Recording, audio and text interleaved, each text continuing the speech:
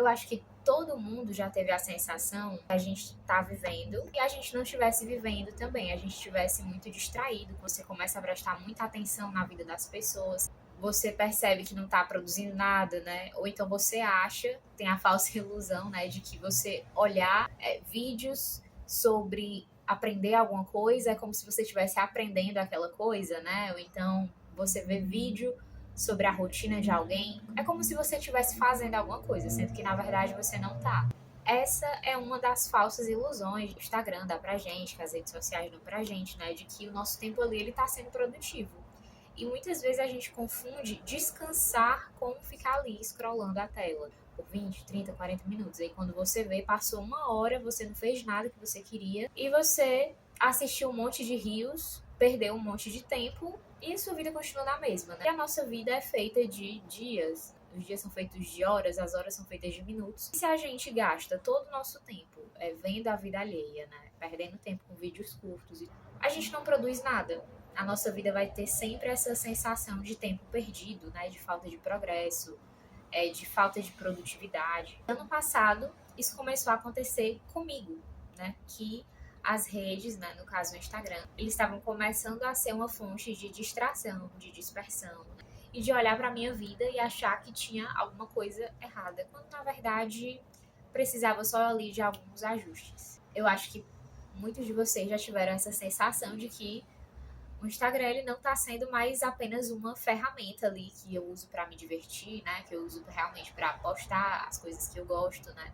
Mas virou um tipo de cativeiro que a gente fica preso, né? E aí entram as comparações, as neuroses da gente, né? Enfim, tudo isso. O que eu queria compartilhar hoje foi como eu saí do tempo de tela ano passado de 7 horas por dia para apenas 1 hora e meia. Não precisei deletar o Instagram, nem nada, nem colocar aquela coisa de bloqueio de tempo, né? Pra mim, eu acho que isso não funcionaria, porque eu acho que se você tirar tudo de uma vez, também não é esse o caminho, porque você talvez caia na vontade de voltar, não aguentar mais e voltar de uma vez. Mas vamos lá, o que que eu fiz? E provavelmente, se você se interessa por essa temática, você pode ter visto já outros vídeos das pessoas falando sobre como que elas fizeram isso. Então não espere que aqui eu vá dar passos assim, tipo, desinstale o Instagram, guarde o celular em uma gaveta, né? Não é bem assim. E se você encarar as coisas na proporção que elas têm, né? Isso não é um bicho de sete cabeças, talvez você consiga também, né? Dando o peso que cada coisa tem. A primeira coisa que eu fiz foi me permitir ficar presente nos ambientes que eu estava.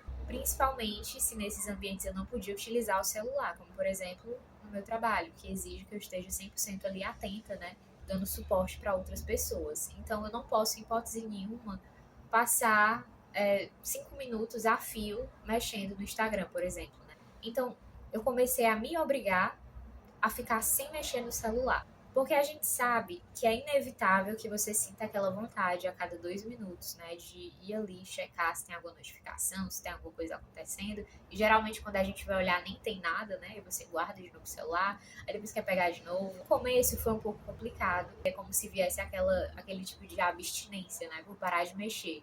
Né? Você fica com aquela vontade de mexer, de checar, só para olhar, só para apertar na tela. Eu fui resistindo, já que o ambiente não me permitia pegar no celular, eu fui resistindo a esses pequenos impulsos de olhar a tela. Só que quando você aguenta essa tensão inicial, é como se alguma coisa dentro de você se reestruturasse. Você já não sente mais tanta necessidade de fazer essa pausa, de ficar indo olhar a cada 2 minutos. É como se o seu cérebro ele fosse reaprendendo, né, óbvio, com o passar do tempo, a ficar no mesmo lugar, né, a estar presente. Então, acho que o nome desse passo aqui seria justamente isso, né, estar presente. Outra coisa que ajudou bastante, né, foi a troca de estímulos que eu fiz. Você simplesmente trocar o modelo de consumo. O modelo do Instagram e o modelo do TikTok, por exemplo, são modelos de vídeos curtos, né? Vídeos de, enfim, 30 segundos ou menos, né? Até, sei lá, 1 minuto e meio. Quando você faz a troca do tipo de modelo de consumo, mudando para vídeos mais longos, por exemplo, que foi o que eu fiz, eu comecei a desviar o meu foco para a rede aqui do YouTube. E fazendo isso, eu fui me acostumando, né, como se fosse treinando ali o meu cérebro, a um novo tipo de modelo. Como que são os modelos aqui? São vídeos longos, né? Não são vídeos curtos. Claro, a gente tem a opção dos shorts, né?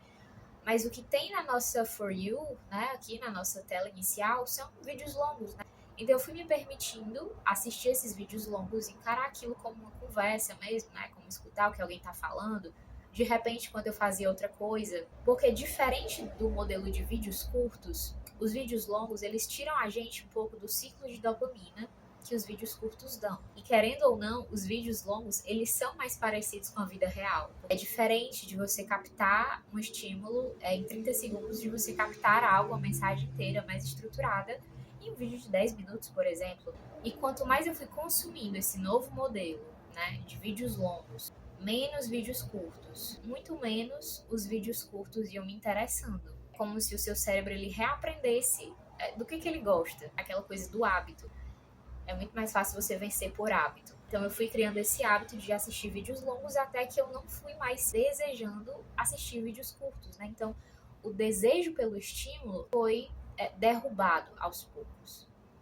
Fora que aqui no YouTube você consegue ter conteúdos que tem muito mais valor, né? Tem muita mais solidez. Então é algo denso, né? É um aprendizado, é alguma coisa interessante mesmo, né? Não é só uma distração, né? Como costuma ser os rios, que realmente são memes, né? É um meme e vai se criando as tendências e tudo mais. E não, aqui são coisas um pouco mais sérias.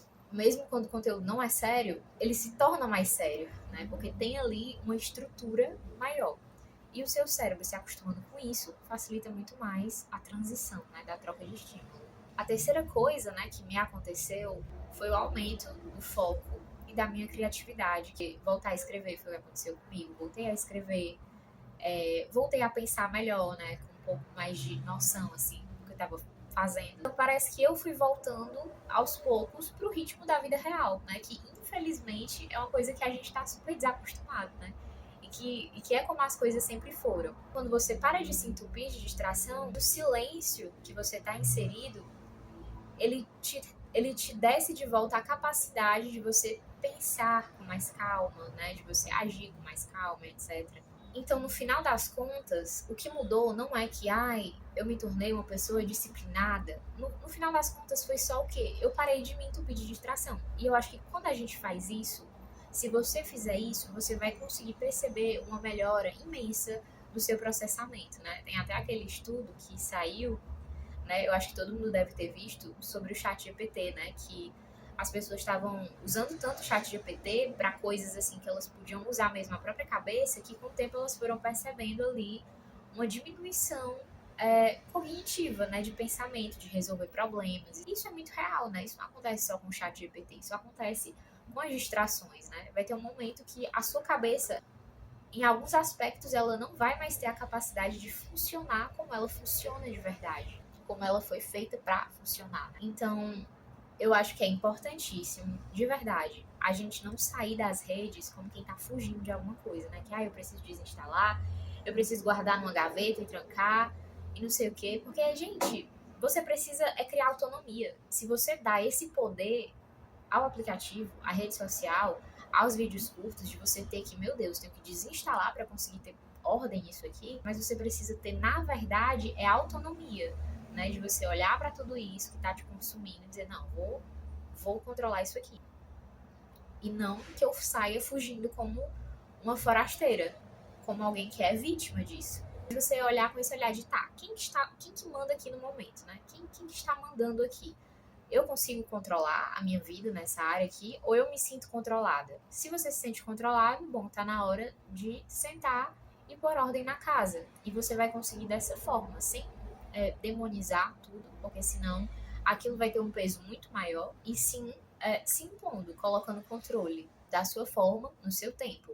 Eu levei em torno de 4 meses para perceber essa diferença acontecendo. Hoje eu não sinto tanta vontade de estar ali no Instagram. Às vezes, quando eu entro, me bate até uma certa repulsa, mas não tem nada aqui de útil mesmo, né? Então, assim, com o tempo, o seu cérebro ele vai reaprendendo a viver, né, no mundo digital. Então, eu acho que seria super válido a gente tentar sob essa ótica de normalidade, né, e não de demonização. Porque aí você dá um poder para algo que aquilo de verdade não tem, e aí sim você se torna vítima daquilo. Então é isso, eu espero que isso ajude de alguma forma para quem se interessa, né, em diminuir o tempo de telas e tudo. Me digam o que vocês acham, né? Se vocês já tiveram alguma experiência parecida, que deu certo ou que não deu certo, né? Enfim.